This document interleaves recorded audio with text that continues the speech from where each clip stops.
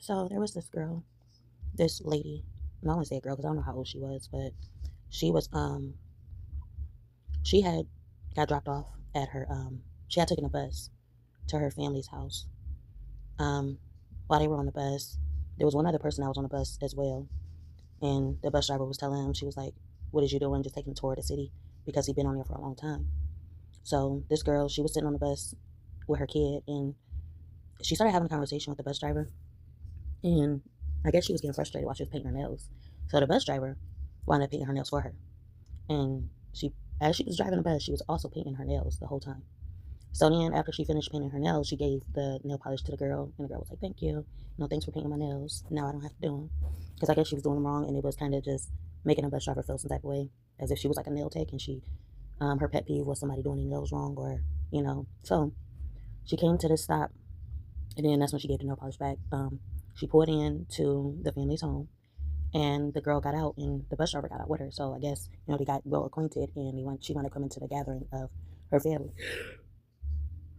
So her family was having a big food thing, and when she first got in there, she like, "Hold on, like, where's the macaroni? Where's the yams? Where's all the good food? They got the meat fixed, but they got the rest of it." So since they didn't have the rest of it, she went out, or she gave them the money to go get the rest of the food, and then that's how everything came together. All the food accumulated. It was a lot of food now, and a lot of good food. It's that at that rather than the little food that they had. So they fixed the food, and the girl wound up going to get her plate. She ate, and she wanted to take some leftovers. So after she ate, she went to get some leftovers, and she was looking for the yams and the macaroni, and she couldn't find it.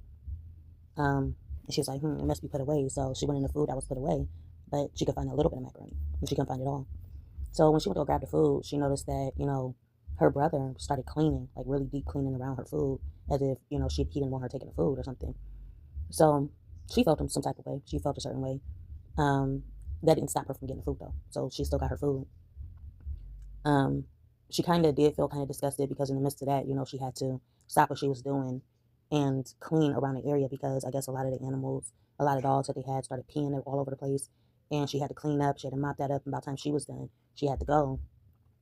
And so she went upstairs to grab some of her clothes, and her brother asked her, he was like, "You got somewhere?" He was like, "You better come on, because I'm about to take you home." And then the girl was like, "Well, I got somebody already coming here." And mind you, this guy came here on a bike, so for her and her child to ride home with this guy, it started clicking in her head, like, "Hold up, how am I supposed to get home with this guy on a bike?" So, okay, so I'm gonna jump to before this. So before this, she was in a store. In this store, she will always go to. She was, I guess, before she got on the bus to her family's house, she got a ride with somebody. It might have been a Lyft. I don't know if she knew the person. No, actually, she did know the person. The person was her brother's girlfriend. So she went to the store with this girl, and this girl was dropping off at the store. She was sitting there explaining to the girl, like, "Yeah, you should really come in here.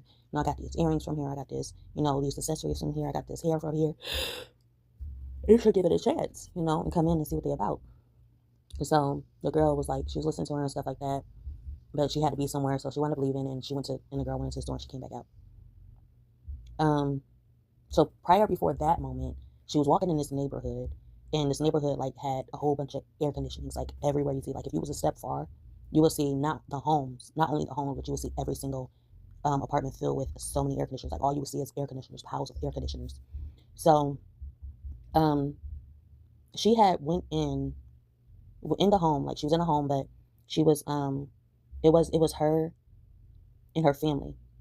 This was before all of that. So again, like before at this neighborhood, I guess she had left and then she came back, but I don't know. But this was another part of the dream, is when the place where the air conditioners, her family, well, no, I don't know. Okay, so I'm gonna just explain this part. So she had did something. Oh no, okay, so it was when she was taking out the food. So we're gonna go back to the part where she wound up leaving after cleaning up and stuff like that. They was calling her out the house, like, "Come on, let's go." So it turns out her friend, her kid, and then her brother was on his way to work. So her and her friend wound up getting in the car. Her friend that was supposed to be taking her home, I think he was calling somebody for them to get a ride with, because he really wanted to go back. I guess he was staying with her. But he also said that this isn't his time of eating. They can't eat at that house. That's why they came to her family's house to eat, but they can't eat at her house. I guess she figured something out to where they did eat at her house. Well, she could eat at her house, but he couldn't eat at her house for some odd reason. But he, they was ready to go. So they walking out the house, and the mom of the girl started hitting on her. Like, she was beating on her, telling her something that she couldn't. She was just hitting her and hitting her and hitting her. And then eventually the girl got up and started hitting her back. But then her mom started hitting her again, got her on the ground. And just when the mom was about to take this big stone rock, and was about to smash her head, somebody pushed her mom. And this like kind of threw her off, like, hold up, why did you push me? So she looking at, when she got pushed, this redirected her attention. The stone fell elsewhere. It didn't hit the girl. This got her attention. She looked at the person like, what did you just do? Why did you just push me? So they pushed her, and she wasn't dropping the stone elsewhere. And then they started hitting the mom and beating on the mom. And that's when the girl had got away. So as for her return to her home with the leftovers and stuff like that, that's where I think the dream ended. So I don't even know if she got home or anything. So yeah, that was the dream. It was like a really crazy dream. But yeah, if you listen to this, hope you like, comment, subscribe, be notified, share at your own free will to show you care. And I just want to say, like, these dreams is just as good as, someone delivering some type of message to you, or you reading the Bible and getting some type of message, or you step outside and you see a sign, or you got these interpretation cards and you're trying to figure out the meaning of a certain card, and you pull it for somebody, like future telling, like what are they called? I forget what those ladies is called, but yeah, it's just as good as those.